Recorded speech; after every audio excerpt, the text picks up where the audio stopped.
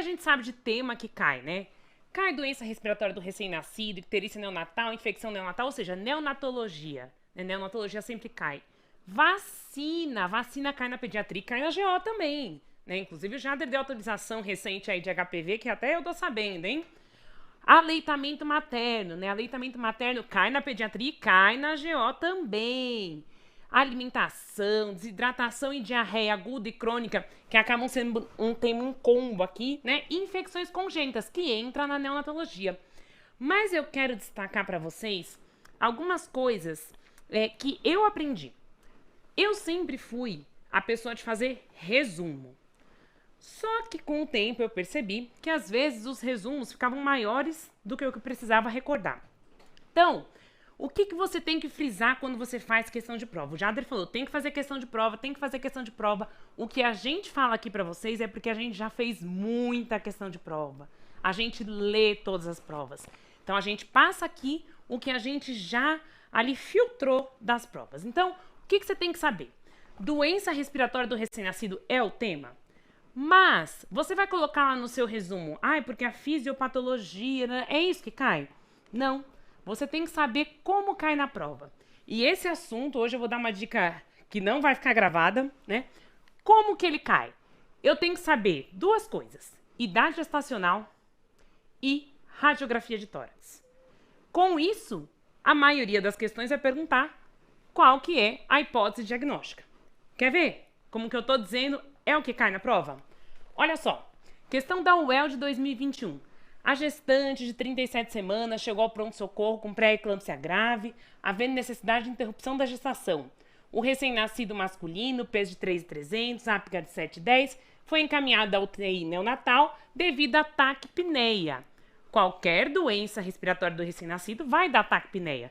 Isso faz o diferencial? Não faz, mas a gente já sabe que é um paciente a termo. Né? Mas é um termo precoce, de 37 semanas, então guarda essa informação.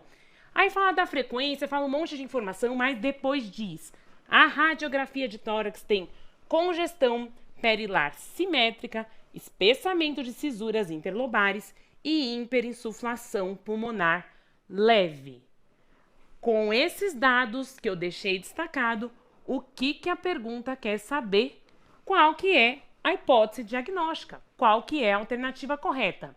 E aí, a gente sabe que o termo e que tem esse padrão de raio-x vai ser taquipneia transitória do recém-nascido.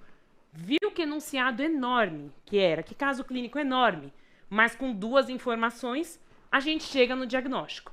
Quer ver outra? Olha só, o Nesp Botucatu 2021, parto cesáreo recém-nascido de 35 semanas. É um pré-termo tardio, né? Tá com taquipneia, tá com tiragem intercostal, padrão radiológico. Então aqui, se eu sei se que é ou um termo precoce ou um pré-termo tardio, eu vou pensar no quê? Eu vou pensar naquele diagnóstico da mesma questão do mesmo ano, né? Taquipneia. E qual que era o padrão radiológico que estava lá na questão? A hiperinsuflação pulmonar, o derrame intercisural, né? Aqui ele fala, a fisiopatologia é um retardo da absorção do líquido pulmonar. Ok, vamos usar CPAP nasal? Ok, mas eu precisava disso para responder a questão?